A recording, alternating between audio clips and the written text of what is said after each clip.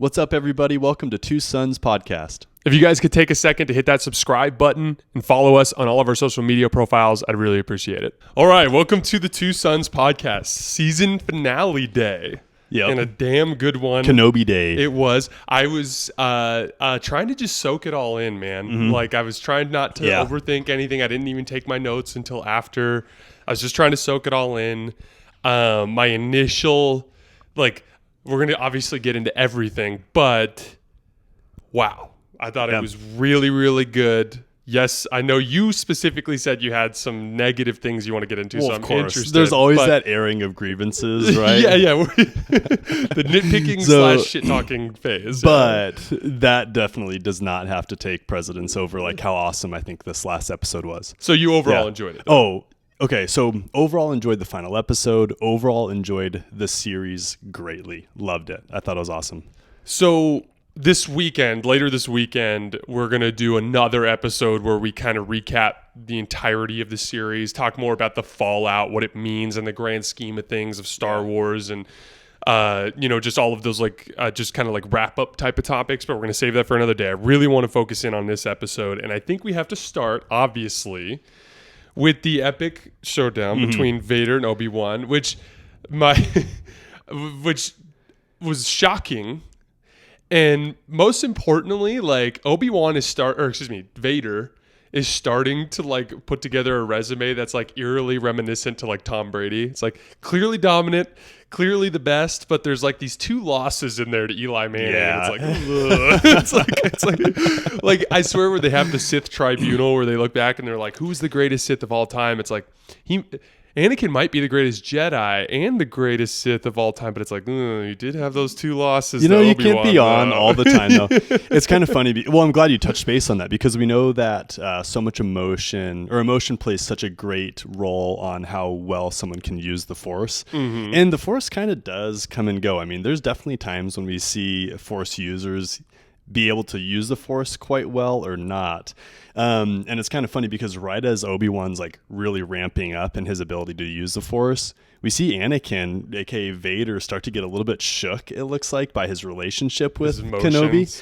And Palpatine touches on that at the end. Yes. Yeah, he kind of calls him out on that, which I thought was super cool. That's actually a really good point because it doesn't Vader punked Obi-Wan so bad in their first fight. Yes. And the idea of Obi-Wan getting Kenobi was rusty. Yes. But him getting his form back is something that makes perfect sense to me. That's fine. Yeah, I'm cool I wish with that. They would have taken at least a scene or two to try to demonstrate him. The Rocky Balboa. Where trains. Even if he just was even if they just showed more scenes of him meditating in the Force or something of him standing in the back of the cruiser doing lightsaber forms and anything just to show that he's practicing, I would have preferred. But that said, you're limited in time. You don't. These directors, I guarantee you, they thought about something like that and probably got left on the cutting room floor for good reason. Sure. But I thought your point just now about Vader being distracted, because I definitely picked up that Palpatine wanted to point out Vader's distraction as it pertained to moving forward. Yes. But I didn't make the association that it might have bothered him in the fight. And that's a really interesting thing. I hadn't thought of that until that scene. Mm-hmm. And it's kind of funny because it's pretty obvious that Palpatine seems to be aware of that. And it felt very boss-like. It felt very clinical almost. Oh, yeah. Where it's hey, next time, don't let that happen almost. And it wasn't threatening really. It was just kind of it was constructive criticism almost from Palpatine, which was kind of funny to see.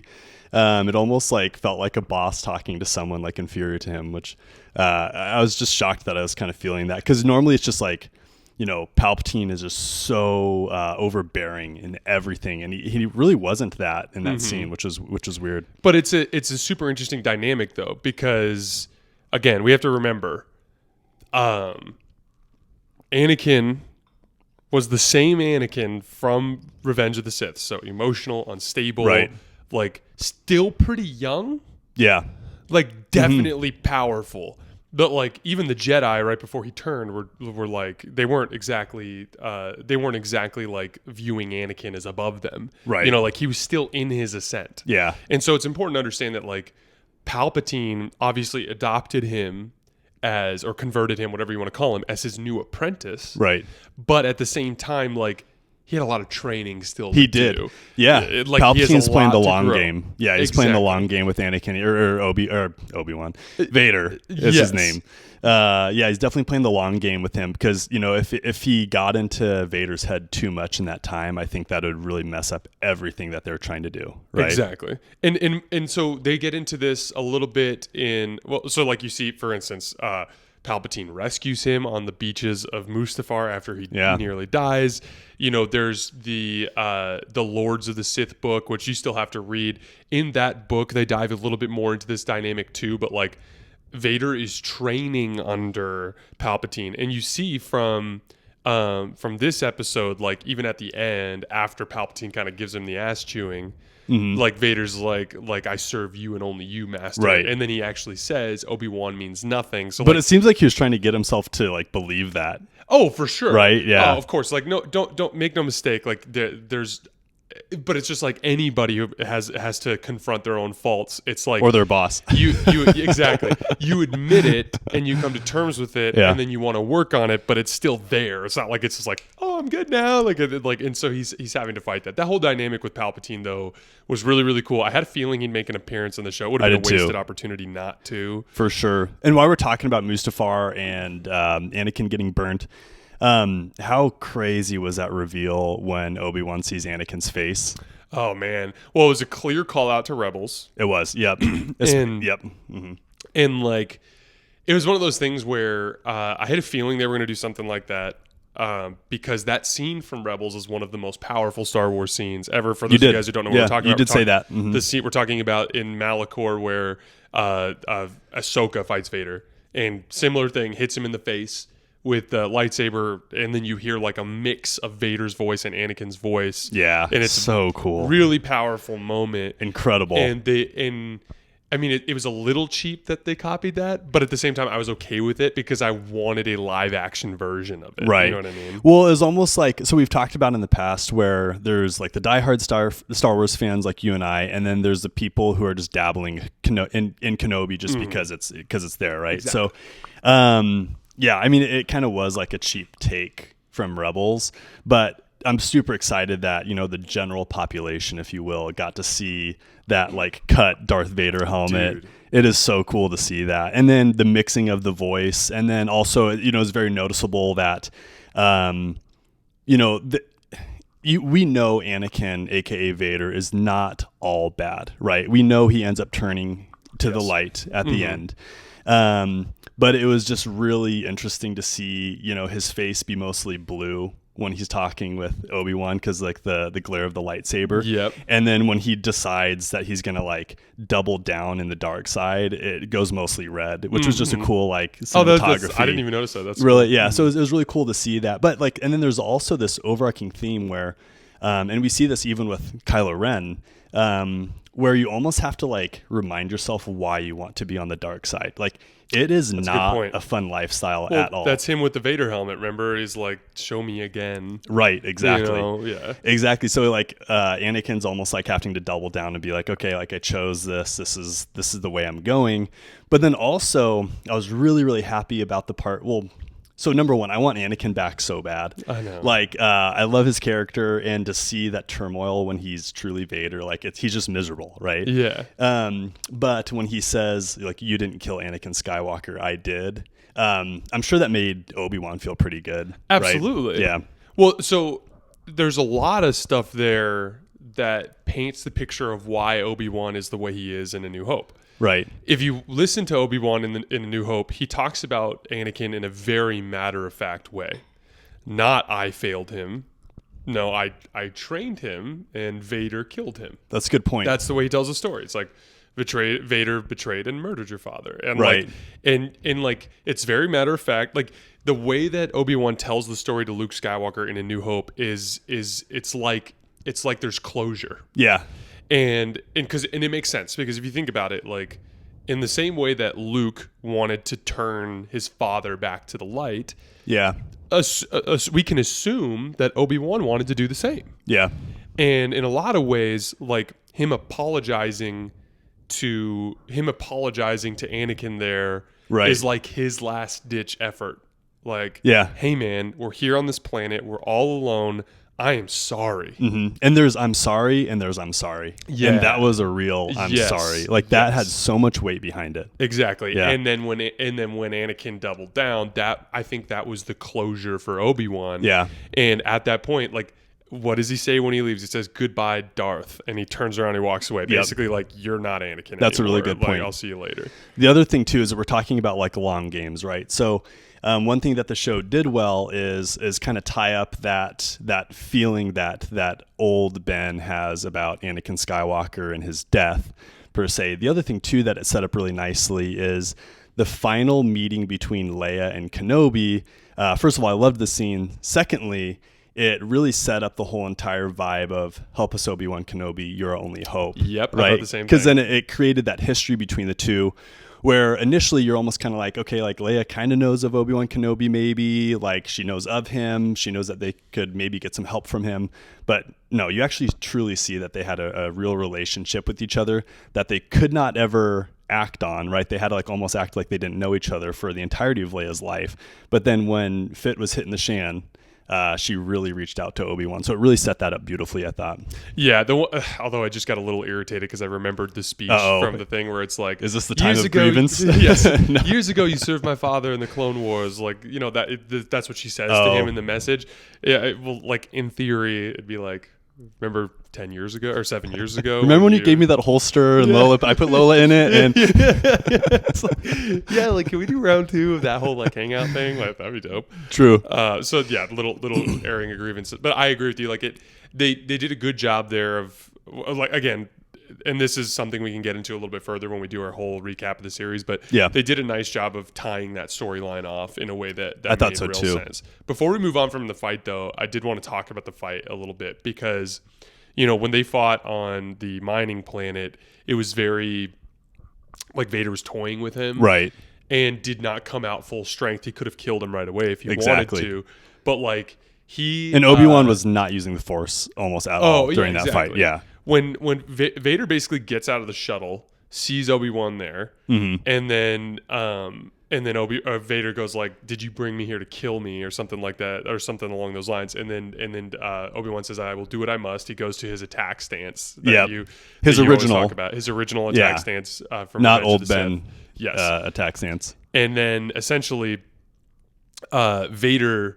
comes out guns blazing, like just hack and slash, angry, like I'm trying to kill this dude. Which is one of his problems when he fights. Yeah, exactly. But like, I did think that was interesting. Like, Vader wasn't messing around this time. No, like he was like, I'm taking care of business here, and Obi-Wan does hold his own. He actually has that thing. He says like, your strength has returned, but your weakness still remains. Yeah. He ends up burying Obi-Wan underneath the rubble. That was one of my grievance Okay, let's hear areas. it. I wanna hear the no, I don't grievance. want to stop you. No, go ahead. Okay. No, because we're working through the fight. Dude, can you imagine, or to our viewers too, I'm sure you guys felt this as well.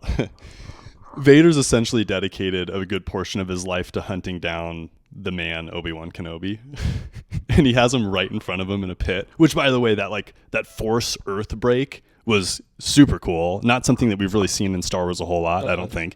So then, you know, Obi-Wan's down in this pit, and then Vader's like, okay, now I'm just going to throw some rocks on him and let him be. Like Obi-Wan's done, right? I tossed a boulder on him. Like, what? No, come on. And then he walks off, and he's just like strolling down, and he's like, oh, maybe it didn't kill Kenobi, and Kenobi's right behind him. I thought that was a little cheesy. Yeah, I get it. I think like,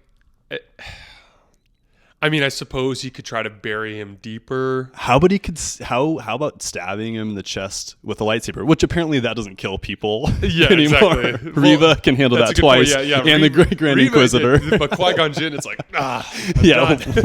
What me. happened? Maul's like, well, I got your spleen, so ooh, got the descending aorta there. Oh. Yeah, probably actually. But like at the end of the day though, like. The call out that I got from that when I saw that scene, so in Jedi Fallen Order, you end up facing, Cal Kestis ends up facing a dark Jedi, a Jedi that turned to the dark side after Order 66, named Terran Malicos. And he lives up, basically he hid on Dathomir and turned to the dark side because Dathomir is a very dark planet. How could you not? Yeah, exactly. Yeah. He ends up enslaving the Night Brothers. Ends up making a deal with the one remaining Night Sister and all this other crap. But Cal Kestis ends up fighting him in the Zepho Temple, and in the fight, Marin, the Night Sister, ends up helping. And after you defeat him, Marin buries him alive under rubble. I see. And essentially says, like, you're going to be down there and alone, buried until you die, and you will be buried. I see. And so, like, my vibe was like, it does make a little bit of sense to me that Vader, like, would take satisfaction out of something like burying Obi-Wan alive. I see. That makes sense. And then what's interesting, it's a fine argument. Yeah, and what's interesting, and this is what is a little bit sketch. And I don't really know what to make of it. I don't think the directors intended for it to be this way, but it's the way that I saw it. Obi-Wan's buried and he's struggling to even keep the weight off of him. Right. But then he starts to envision all the things that he loves. Right. And then I love that scene. then basically lashes out. And when he lashes out, and by the way, there's Vader stuff in there too. He remembers everything bad that happened with Vader, right. all the words, all the things that were said. Do you think he used a little bit of the dark side? That's where I'm going. So he tosses all the rocks off of him, right, in this explosion of power. Mm-hmm. Then basically goes right after Vader, and that whole second half of the fight is dominant. Like he is. He pounds in all of his equipment. Right. Then there's this wild scene where he basically just stands there and all the rocks around him like rise. Oh. And then he like fires them like a machine gun at Vader, and then he like chops his helmet open. Like, so like, you thought it was a little bit vengeful? It was a little bit like he was tapping into the dark side. I was thinking that too. It's funny you mentioned that. I was thinking that too. It just was like, and for the record, that to me is a very acceptable Star Wars plotline. Like, Obi-Wan near death in a conflict with Vader, tapped into the dark side, and actually was able to defeat him and to do something good with it. Exactly. Like Elzar Man. Yeah, exactly. When we see that's a good High Republic. Yeah, so we talked about this in the High Republic thing, but it's a common theme that you can be a Jedi and be good. Mm-hmm. Like, not even like an Anakin, like I'm fully committed to the dark side, but just essentially tap into your anger while using the Force. Right. I think that could happen, and I agree. I don't know if like the director even realized like that so many people would have that take on this, because I don't think they're going to touch that. You know, I don't think they're going to touch that with a 10-foot long pole. Obi-Wan tapping into the dark side. I think that's just too many dynamics. But for sure, I totally agree, and I totally thought of that too. For sure. And a thing like that can happen and be a storyline and not have to be drama either. Like, right. Like, because for all we know, Obi-Wan barely uses the Force for the next 7 years until he runs into Luke. When he runs out into the Dune Sea. So in theory, like. And by the way, that's how Elzar Man dealt with his touching the dark side, was he distanced himself from the Force on a remote planet. So True. like it's but again, and that's a subplot. But anyway, I thought that in terms of like what I could have expected from a Vader fight, not counting your rock thing that you're talking about, in terms of just the quality of the cinematography in the fight, 10 out of 10. I thought it was so good. Yeah, I was so down for that fight. Also, there's a moment too where I think Obi-Wan could have killed Vader and he didn't. At the end? Yes. Yeah, so just like Mustafar. Mm-hmm. Dude, really quickly, sorry to cut you off. Similar call out.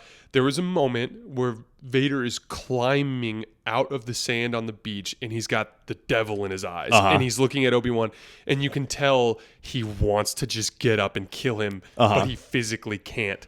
And that is the feeling I got from him at the end there, because if you remember, he says something like, I killed Anakin. Mm-hmm. And then he's like, just like I'm going to kill you. And you could see this like he wants to get up and keep fighting, but he physically can't. He can't. And then Obi-Wan almost like just pitifully goes like, goodbye, Darth, and walks away. Very similar to the Mustafar scene. Like, you feel so bad for Anakin in that moment. Like, so bad for him. Because at the end of the day, when he turned bad, he was literally just trying to save his wife. Yep. And I cannot imagine what that would feel like to be in that situation. Like, the dark side is just not fun at all. Not to go down a rabbit hole here. Actually, you know what? I'm going to save this for this weekend. Okay. Because I want to get into that a little bit more because I don't think it was just his wife. I see. You think it was I like think power? Anakin wanted more power. Okay. But we talk we about can get it. into that this weekend. One last thing too. There's one part where Obi-Wan is in that like little pit where he ends up getting covered with rocks. Yes. And then there's another point where Vader's standing over him. And I'm kind of glad that Disney didn't pull like some high ground cliche. Oh, I didn't even think about that. They could have, and I thought it was a really good. Yeah, I thought it was a really good move for them not to do it, just because it would have been so cliche. Like there's so many high ground memes out there, and you know that high ground idea meant so much when Anakin was defeated that I'm glad that they didn't try and just capitalize on that just because they could. Like I thought that was a really good move that they didn't do that. Yeah, I agree with you. The cheap thrills. Like I thought they got a little bit out of hand with the cheap thrills in Boba Fett when it was like every single thing was some sort of call like out to Easter egg. Yeah, like every single like incredible piece of Star Wars history somehow just managed to land in all the Boba Fett characters' hands to be repurposed to something else. Like that was getting a little out of control. But I'm with you. I think that avoiding the cheap thrills is good. So I want to start working through my list. All right, cool. And when we get to the end, if there's any that I missed. So the space chase at the beginning, I thought Deborah Chow. So I had no problems with it. I did. I thought, okay, I'm excited to hear this.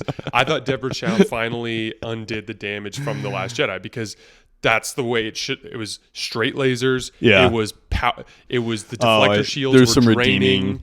I see. They had to put all their power to the rear deflector shields. You could. It made sense that they were like doing like basically like dog maneuvering to try to basically avoid getting hit. Well, and it makes sense that they weren't getting hit too because those blasters, guns, whatever you want to call them, on that large of a Star Destroyer aren't made for that type of shooting. I would think, right? Well, so it makes sense that they're missing. Well, yeah. So they talk about this a lot in Star Wars, but it's like one of the reasons why they attacked the Death Star with fighters instead of with the Rebel fleet was because the small fighters could evade their turbo lasers. They could get close. Yeah. Turbo laser, like one of the things you learn in Star Wars just in general. Really quick. I know that other people are like, why didn't they send out the TIE fighters? We don't know.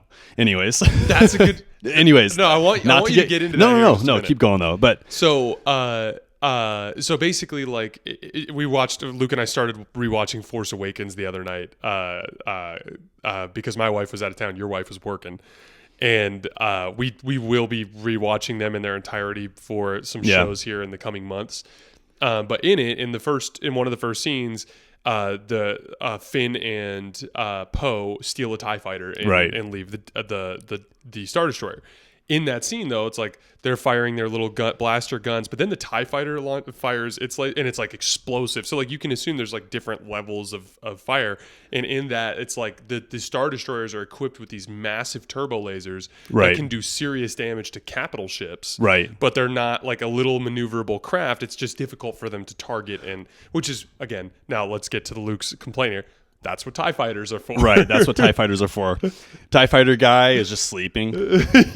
Oh, shoot, I should have sent those out. My bad, Vader. Next time, for sure, I'll be doing that. No, it's like actually Admiral something wants all the credit for this one, so he told you guys to F off and go back to your barracks. Like, yeah, I know. So I thought that was a little bit goofy. The other thing, too, is this is not a show about us breaking down or nitpicking Star Wars. Overall, loved it, right? But it was so funny to me that they're chasing the Rebel ship in the Star Destroyer, and then Obi-Wan gets deployed out of it in his own ship. And there's a few things that like kind of killed me. Number one, Obi-Wan starts to fly off in a different direction, and then Vader's like, we need to follow him. I'm down for that. But then like minutes after making that decision, Vader goes by himself anyways to follow him. Like they could have definitely followed the rebels in the Star Destroyer or in one of the many ships that they had on board, and then let Vader follow Obi-Wan. So like that killed me. The other part that killed me is after... Or launch some damn TIE fighters to kill that thing and then go off into your thing, because the ship is presumably unarmed. It's a transport. I know. They could have done anything, right? So the other thing that killed me is, okay, imagine you're on the bridge of that Star Destroyer. Imagine you're the Grand Inquisitor, right? Vader's on the planet fighting Obi-Wan, and you know that. You're sitting there, and you see a ship flying up away from the surface of that planet, and it's Obi-Wan's. And you just let it go. Okay, so so we learn this from Empire Strikes Back, the battle on Hoth. In order to run a true planetary blockade, you need dozens of capital ships. That makes sense. So, okay. and if you remember, planets are huge. They surround Hoth with Star Destroyers, and then what they do is they targeted a specific part of the blockade, fired ion cannons, disabled the Star Destroyer, and then shot through that gap. So you're saying that's plausible just because of like, sheer numbers and size of the planet. Exactly. Okay, I'm down. I'm glad. No. So specifically when there's just one capital ship, the idea of escape is okay with me. Okay, I'm down for that. But yeah, like when it's and I can't remember exactly what it is, and I'm sure I'll remember it when we rewatch some of these movies. But there was one like that where I was like, how did that ship get off that planet? Yeah. As a matter of fact, it might have been in this show. It might have been one of the ones where one of the earlier episodes where they left a planet that was heavily Imperial occupied, but I can't remember exactly which one it was. So you're down for that. The last part that kind of killed me is Obi-Wan had a hyperdrive the whole entire time. It seemed like.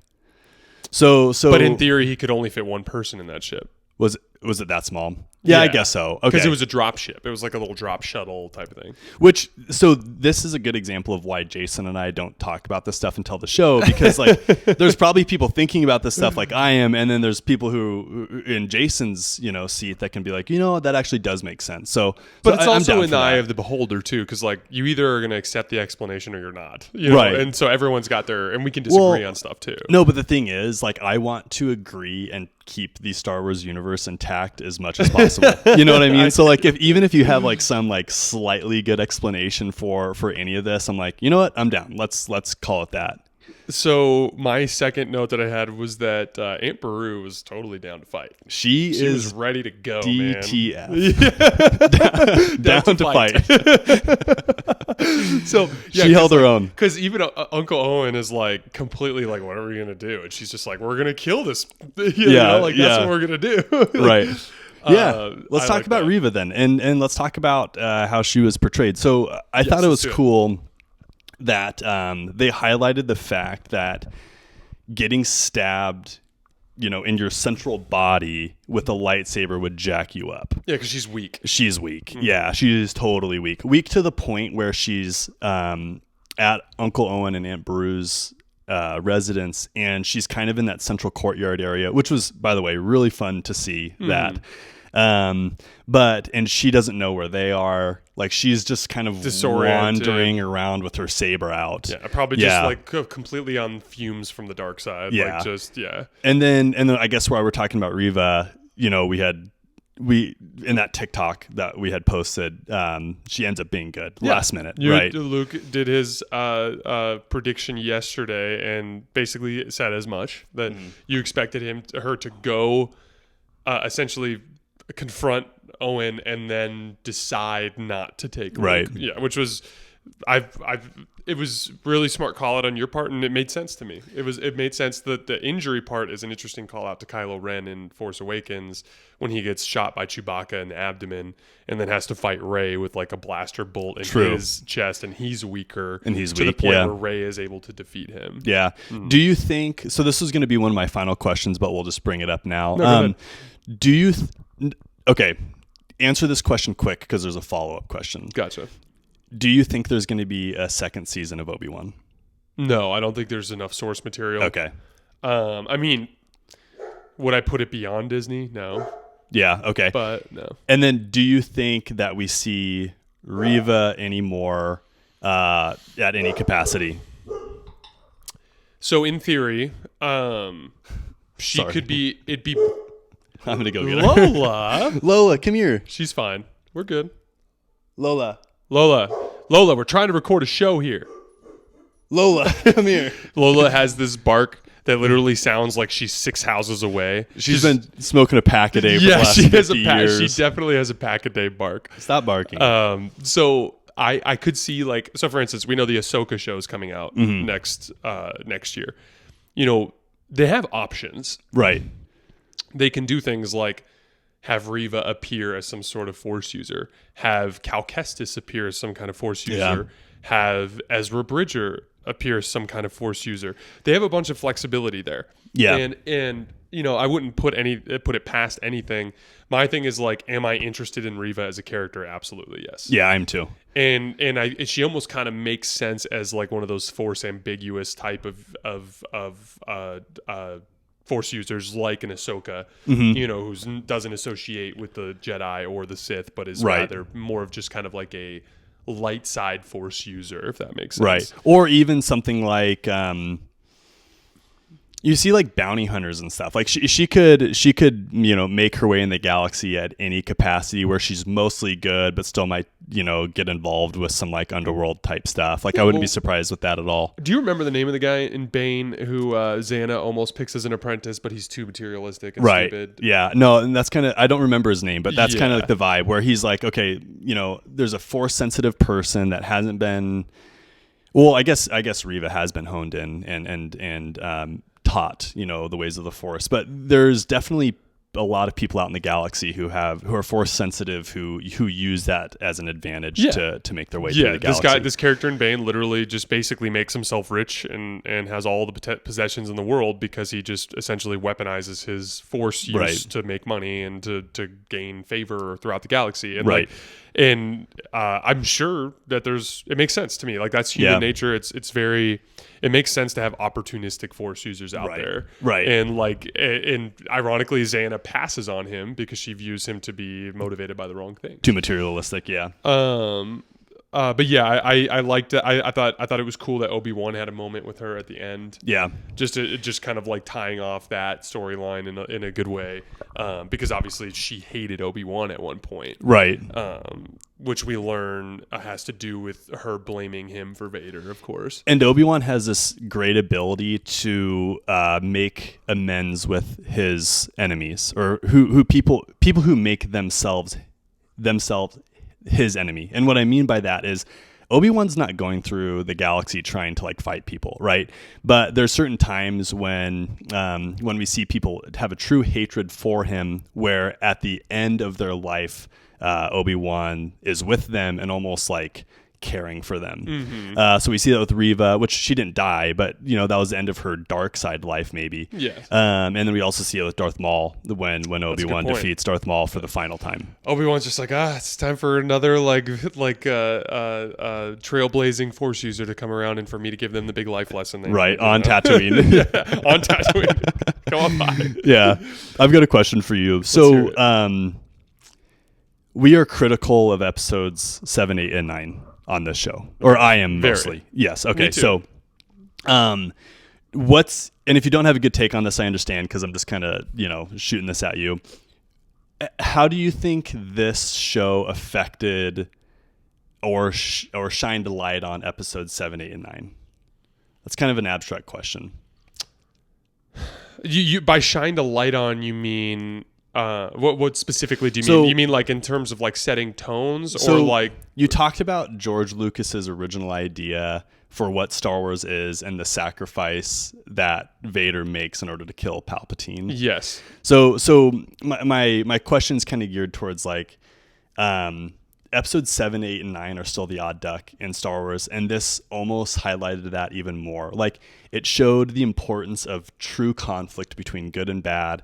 It showed the true sacrifice that so many people had made, including Leia, including everybody who's a part of the Resistance, including Obi-Wan, including Anakin and Vader himself, where everyone had devoted their lives to the original, let's call it, storyline of Star Wars.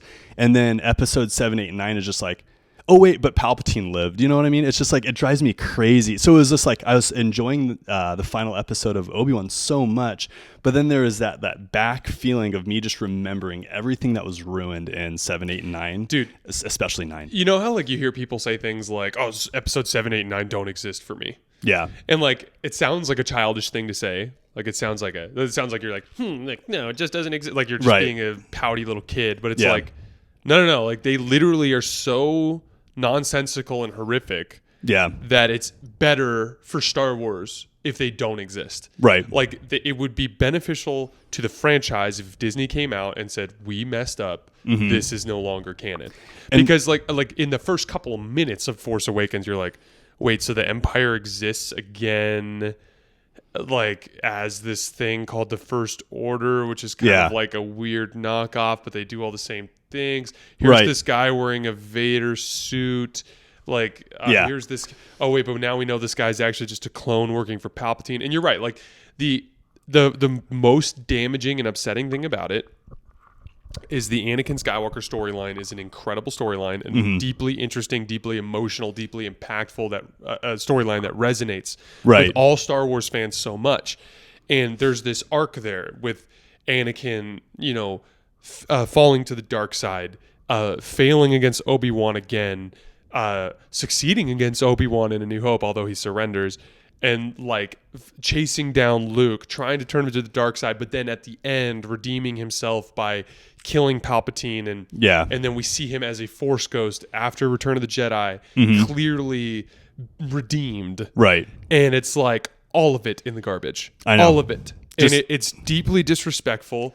It was reckless. Yeah. And yeah, I'm with you, man. It sucks when you're enjoying good Star Wars content and it's poisoned by this big fucking cloud hanging over your head. And you made the point where you have got the theory, and Jason, dude, I think you're right. You have the theory that they didn't really know the storyline of 8 and 9 after making Episode 7, and that's even more evident when you've got really cool characters like we've talked about. You've got Snoke, which I thought was a really neat character. You've got Kylo Ren, which I thought was a really neat character.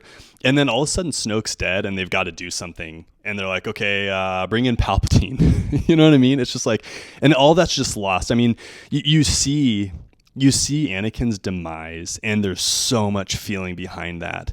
And then to know that at one point he gets to resolve that conflict by what we thought was killing Palpatine. And then it just didn't actually happen. It's just lost. Well, not to go down a rabbit hole, but they're in the Star Wars Battlefront 2 video game. There's a canon storyline that follows what's called the contingency, is what it's called. Yeah, and essentially, Palpatine had foreseen potentially his fall. Right, and the way he managed it was he essentially programmed a series of droids. With a bunch of messages from him and a grand plan.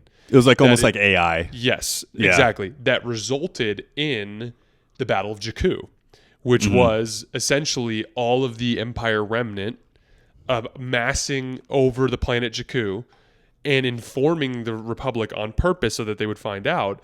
The Republic showing up and wiping them out while a small portion of the youngest and finest soldiers of the Empire disappear into the unknown reaches to reorganize. That was Palpatine's contingency plan. But even that doesn't make sense in the grand scheme of Palpatine still being alive and being able to communicate. So like, it's one of those things where it is abundantly clear that Palpatine was like an idea thrown out in a conference room after The Last Jedi was already in the theaters. And it was like, how do we salvage this? How do we salvage it? Yeah. And it was like, and they salvaged things by making them worse, which is ridiculous. It was just a mistake on a mistake. One final word. I thought that Deborah Chow had done her homework throughout this whole entire series. She hit a home run. Yeah. So one point, I like the little stuff, right? And did you pick up when Luke is being hunted down by Reva, and Obi-Wan can feel that as he's flying his ship? Yes. When he says Luke, did you pick up that was Alec Guinness's voice and not Ewan McGregor's voice? Was it? I'm pretty sure. Oh, so I looked at it a couple times, and it was very old school, old Ben Luke, and all he says is Luke. So check that out next time you watch it. Yeah, it's kind of cool. Yeah. So I had one last thing on my notes. All right. What did you make of the Qui-Gon Jinn appearance at the end? It was no. It was good. It was good. No qualms with it at all. Actually, that's a perfect segue. I thought Deborah Chow had done her homework, right? I just said that. So, when Yoda and Obi-Wan are talking, one of the last times that they talk in person that we know about, at least, Yoda gives him essentially the homework assignment to try and commune with Qui-Gon Jinn. Yes. And, it wasn't a central plot for this show, which I was fine with. And it just kind of highlighted the fact that yes, he will be in communication with Qui-Gon. That didn't really affect things now, but it probably will in the future. And as Obi-Wan is hanging out in the desert of Tatooine playing sabacc, he can learn from Qui-Gon, it seems like. So I liked that, they didn't just completely neglect that part, because it would have been glaring to me that if one of the last huge events that we see with Yoda and Obi-Wan, if Yoda's like, dude, you need to learn how to communicate with Qui-Gon. And for them, if they didn't shine light on that, I thought that would have been super glaring. But in my opinion, I think they shined just enough light on it to where they didn't just forget about it, but it also didn't really have a huge impact on the storyline, which I thought was fine. Yeah, it just simply explains, like, Qui-Gon is there now to teach Obi-Wan how to do that for Luke one day. Right. Like, it's really that simple. Yeah, that's a good point. And to your point about the, like, high ground thing and the cheap thrills, it would have been a cheap thrill to copy Rise of Skywalker, like Rey on her deathbed calling to the stars for the Jedi to help, and them finally talking to her. It would have been easy to copy that, like, Obi-Wan buried underneath all these rocks, and then Obi-Wan shows up to be like, you have the strength to get out of this. Like, it would have been easy to do something like that, but instead of doing the cheap Obi-Wan thrill, they went with something much more tame, much more sensical, and realistic. And then my last note on the Obi-Wan thing was like,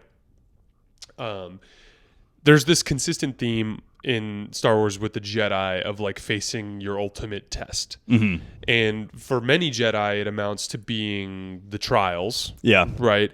And you make it through the trials, and when you make it through the trials, they make you a Jedi. Right. But for certain Jedi, they experience that trial in the real world. So, for instance, a great example is Cal Kestis. He essentially, I'll give you a better example first. Obi-Wan, after defeating Darth Maul, is named a Jedi. He did not have to go through the trials. Remember that whole movie? He's like, I'm ready for the trials. Right. He didn't have to go through the trials. It was like, oh, no, you killed a Sith. Yeah. You are now a Jedi. It's a big deal. Yeah, like Hey. like Cal Kestis, after he fights and defeats Taron Malicus on Dathomir, Ser Junda knights him as a Knight of the Jedi Order, because essentially you've made it so far in this journey. This journey has been your test. Yeah. It seems clear that, like, when Obi-Wan said, like, I've been here the whole time, you just weren't ready to see me. Right. It seems clear that tying off this storyline with Darth Vader and helping Leia was like a test for Obi-Wan to complete, for Qui-Gon to think that he's ready to commune with him. I totally agree. There's some other thoughts on that, but we'll talk about it next time. Yeah, we can get into it next time. Yeah, for sure. All right, guys, that is all we have for today. Like I said, we're going to do another episode where we kind of dive deeper into the macro storylines of the show this weekend, and then we have a bunch of fun stuff planned over the next month, and then August is Andor. So, as always, we appreciate your guys' support, and we will see you next time. Thanks a lot, guys.